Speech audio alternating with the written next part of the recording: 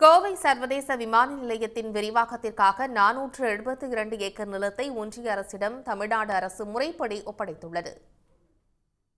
கோவை விமான நிலையத்தை விரிவாக்கம் செய்ய வேண்டும் என்பது கோவை மற்றும் திருப்பூர் மாவட்ட தொழில் முனைவோரின் பல ஆண்டுகால கோரிக்கையாகும். விமான நிலைய விரிவாக்கத்திற்கு 632 ஏக்கர் நிலம் தேவை என்று விமான போக்குவரத்து ஆணையம் கேட்டிருந்தது.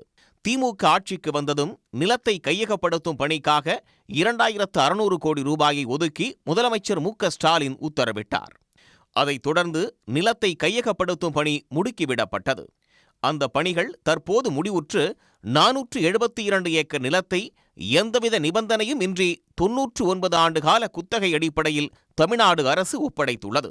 நிலம் ஒப்படைக்கப்பட்டிருப்பதால் விரைவில் விரிவாக்கப் பணிகள் தொடங்கும் என்று எதிர்பார்க்கப்படுகிறது.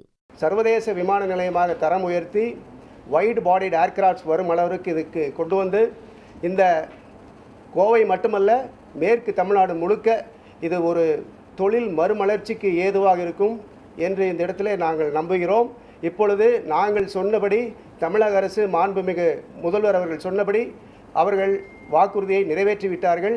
இனி மத்திய அரசு விரைவாக இதை செய்து தர வேண்டும்.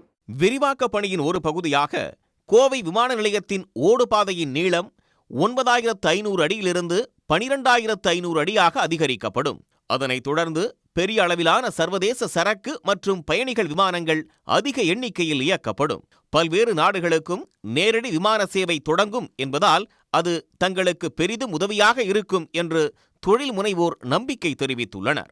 இதற்கிடையே தூத்துக்குடி விமான நிலையத்தில் நடைபெற்று வரும் விரிவாக்கப் பணிகளை தொகுதி எம்பி கனிமொழி ஆய்வு மேற்கொண்டார். இந்த பணிகள் நிறைவடையும் போது தமிழ்நாட்டின் 2வது பெரிய விமான நிலையமாக தூத்துக்குடி விமான நிலையம் மாறும். இரவு நேரங்களிலும் விமானங்கள் இயக்கப்படும் என்பதோடு 250 பயணிகள் பயணிக்கும் பெரிய விமானங்களும் இங்கு இயக்கப்படும். தூத்துக்குடி விமான நிலைய விரிவாக்கப் பணிகள் டிசம்பர் மாதம் நிறைவடைய உள்ளன. மதுரை விமான நிலையத்திற்கு சர்வதேச விமான நிலைய அந்தஸ்து வழங்க வேண்டும் என்று ஒன்றிய அரசை தமிழ்நாடு அரசு வலியுறுத்தி வருவதும் குறிப்பிடத்தக்கது. உடனுக்குடன் செய்திகளை தெரிந்து கொள்ள சன் நியூஸ் பெல் ஐகானை கிளிக் பண்ணுங்க.